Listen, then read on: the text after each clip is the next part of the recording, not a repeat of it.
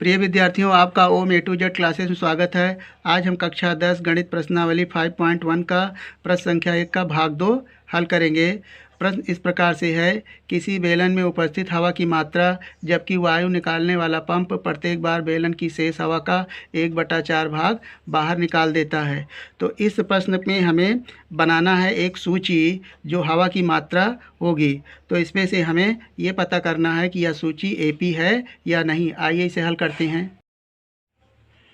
यहाँ पर हमने सिलेंडर बनाए हुए हैं और उसमें ये दर्शाया गया है कि इसमें प्रत्येक सिलेंडर में हवा की कुछ मात्रा है। तो पहले सिलेंडर में हमने हवा की मात्रा भी माना है। दूसरे सिलेंडर में इसका 1/4 भाग, प्रत्येक बार पंप करने से इसका 1/4 भाग हवा बाहर निकल जाती है। तो शेष हवा इसमें फिर इसी तरह इसका 1/4 बाहर निकलता है। तो शेष हवा तीसरे सिलेंडर में इसी तरह नेक्स्ट भाग करते चले जाएंगे। तो उन मात्राओं की हमें गणना करना है जो सिलेंडर में हवा की मात्रा उपस्थित है। यहाँ पर हम मान लेते हैं कि पहले सिलेंडर में उपस्थित हवा की मात्रा V है और इसे लिख लेते हैं।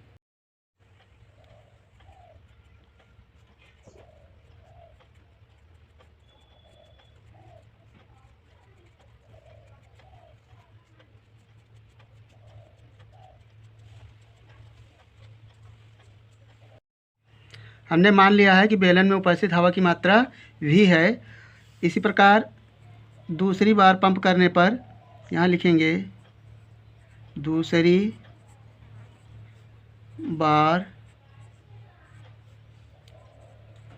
हवा की मात्रा बराबर हो जाएगा। कहा जा रहा है कि बेलन में उपस्थित हवा की मात्रा का 1/4 भाग बाहर निकल जाता है।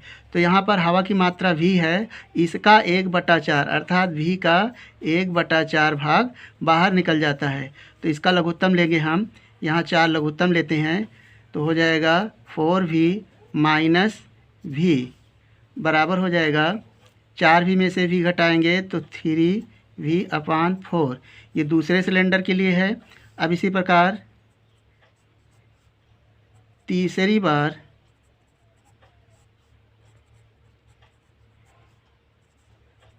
हवा की मात्रा, तो दूसरे सिलेंडर में हवा की मात्रा है 3/4। तो यहाँ लिखेंगे 3V/4 और इसका 1/4 भाग बाहर निकल जाता है। तो 3V/4 का 1/4। तो यहाँ से इसका लघुत्तम लेंगे, गुणा कर लें। 3V/4 माइनस 3V का 1 में गुणा करेंगे तो 3V, 4 का 4 में गुणा करेंगे तो हो जाएगा 16। यहाँ से 16 और 4 का लघुत्तम हो जाएगा तो 16। 4 से 16 का भाग करेंगे तो हो जाएगा 4 चौक 16 और गुणा करेंगे 3V में 4 से माइनस 3V, 16 का नम 16 बराबर हो जाएगा 4 तिहाई 12V माइनस 3V/16। यहाँ से 12 में से 3 जाएगा तो हो जाएगा 9V/16। तो यह तीसरी बार हवा की उपस्थित मात्रा है। तो इस प्रकार हमें प्राप्त जो सूची है लिखेंगे इस प्रकार, प्राप्त सूची पहले में उपस्थित मात्रा है V, फिर है दूसरे में 3/V/4 और तीसरे में है 9/V/16। इसी तरह हम आगे सिलेंडर में उपस्थित हवा की मात्रा निकाल सकते हैं। तो यहाँ पर हम अब सार्वधांतर निकालेंगे और इसका पहला पद मान लेंगे ये A1 है, दूसरे पद के लिए A2 और तीसरे पद के लिए A3। तो यहाँ सार्वधांतर लिखेंगे,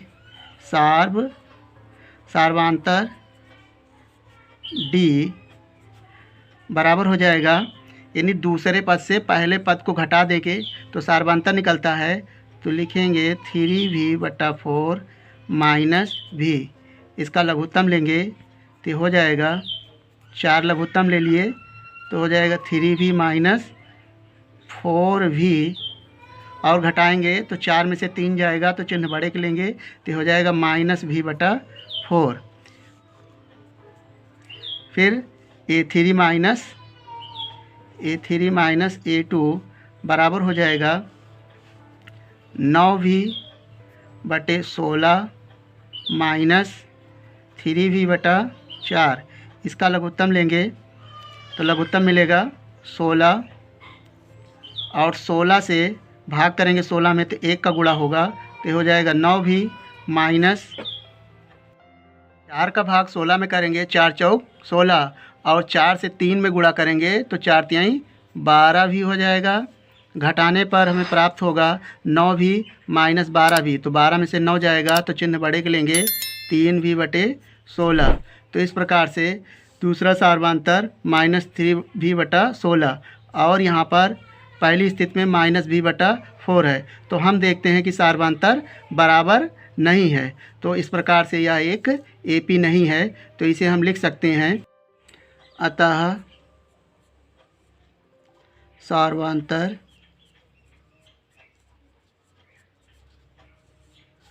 असमान है,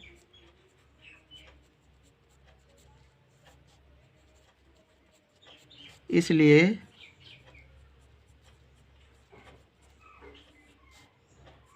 संख्याओं की सूची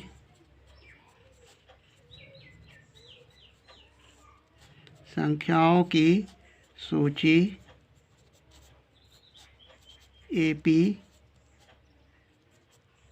नहीं है।